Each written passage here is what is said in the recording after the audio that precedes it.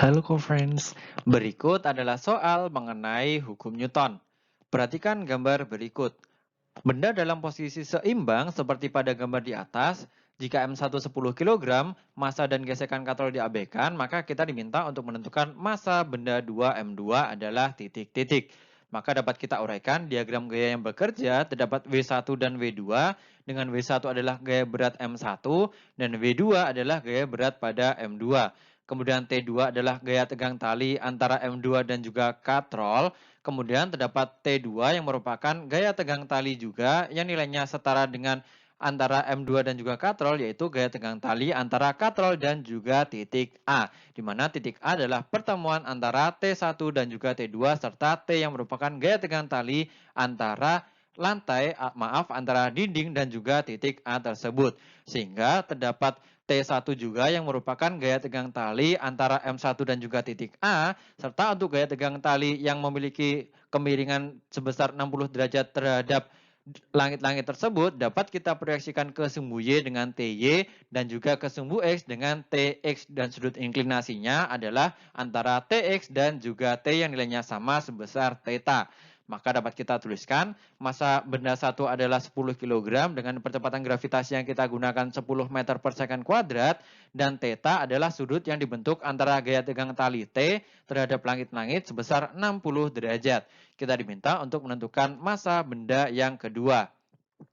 Maka saat kita tinjau resultan gaya pada sumbu Y untuk benda 2 adalah sama dengan 0, dan sigma Y2 di sini adalah W2 yang arahnya ke bawah kita asumsikan positif, sehingga T2 yang arahnya berlawanan kita asumsikan nilainya adalah negatif.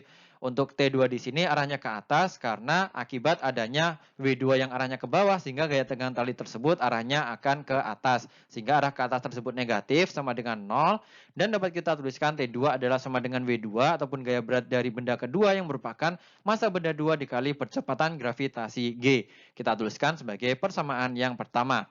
Saat kita tinjau untuk resultan gaya pada sumbu Y untuk benda 1 sama dengan 0, dan untuk sigma Fy di sini sesuai dengan hukum 1 Newton, yaitu terdapat W1 yang arahnya ke bawah nilainya positif dan T1 yang berlawanan nilainya negatif sama dengan 0, dan kita dapatkan T1 adalah M1 dikali G. Kita tuliskan sebagai persamaan yang kedua.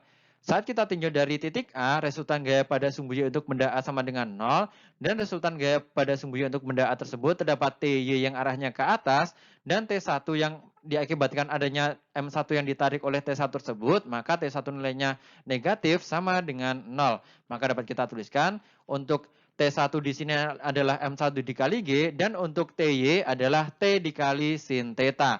Maka dapat kita tuliskan untuk T sama dengan 10 dikali 10 dibagi sin θ adalah sin 60 derajat.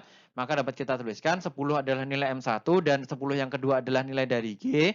Dan dapat kita tuliskan nilai T adalah 100 dibagi setengah akar 3, atau T kita dapatkan yang merupakan gaya tegang tali antara antara langit-langit dan juga titik A adalah sebesar 200 per 3 akar 3 dalam satuan Newton.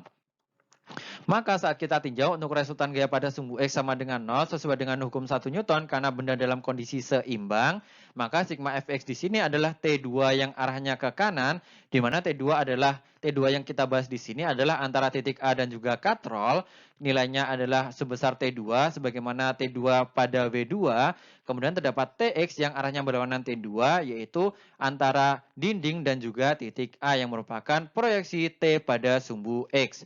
Kemudian dapat kita tuliskan T2 nilainya positif, kita asumsikan untuk gaya tegang tali yang arahnya ke kanan positif, sehingga untuk arah gaya tegang tali yang ke kiri nilainya negatif, dan dapat kita tuliskan T2 di sini adalah M2 dikali G, sebagaimana persamaan yang pertama, sama dengan Tx adalah T cos θ.